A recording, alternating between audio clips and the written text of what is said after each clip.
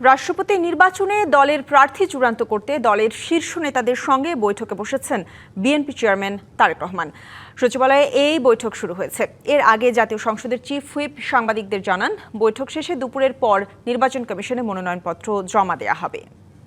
রাষ্ট্রপতি এখানে কোনো ভোট অধিবেশন ডাকা হবে না, এখানে একটা বৈঠক ডাকবেন, ইলেকশন কমিশন ডাকবেন। সেটা ইলেকশন কমিশন অলরেডি বৈঠক ডেকেছে। এসপিএম এর সাথে বৈঠকে আজকে সিদ্ধান্ত হবে কাকে নমিনেশন দেওয়া হবে এবং কারা কারা মনোনয়নপত্র স্বাক্ষর করবে ইত্যাদি সব।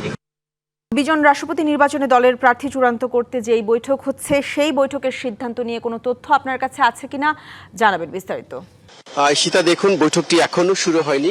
আমরা দেখছি যে আর হয়তো মিনিট দশকের মধ্যে বৈঠকটি শুরু হবে।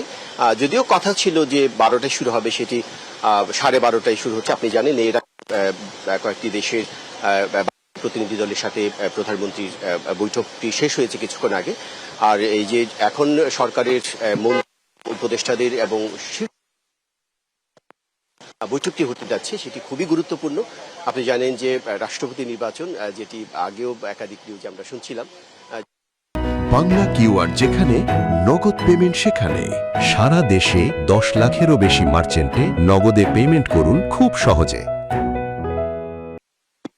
কাকে মনোনয়ন দেওয়া হবে সেটি কিছুক্ষণ পরই সেটি জানা যাবে। থেকে 1:30টার মধ্যে হবে জানতে। অনেক দিনের যে অপেক্ষা, আসলে কে হতে যাচ্ছেন বিএনপির সেই স্থায়ী কমিটির যে নেতারা আছেন শীর্ষ পর্যায়ে, তারা কিন্তু প্রধানমন্ত্রীকে আগেই সেই দায়িত্বটি দিয়েছিলেন। কমিটির যে নেতারা আছেন শীর্ষ পর্যায়ে, তারা কিন্তু প্রধানমন্ত্রীকে আগেই দায়িত্বটি দিয়েছিলেন যে নির্বাচন মনোনীত করবেন। আজকে বৈঠক আনুষ্ঠানিকতা মাত্র, যেমনটি জানতে নির্বাচন কমিশন থেকে বিএনপি যে মনোনয়নপত্র সংগ্রহ করেছেন সেটি মহাসচিব যে একজন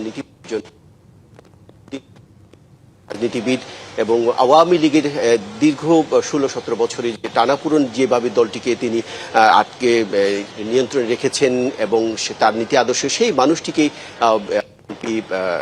মনোনয়ন দিতে যাচ্ছে এবং তিনি যে ফর্মটি নিয়েছেন সেটি পূরণ করবেন। সেখানে তার স্বাক্ষরের কথা রয়েছে এবং তিনি যে নির্বাচনে অংশ নিচ্ছেন তার একটি বিবৃতিও এটি আছে, সেটি তো তিনি স্বাক্ষর করেছেন। এমন একটি তথ্য আমরা প্রত্যেকে জানতে পেরেছি। বিজন, আপনাকে ধন্যবাদ।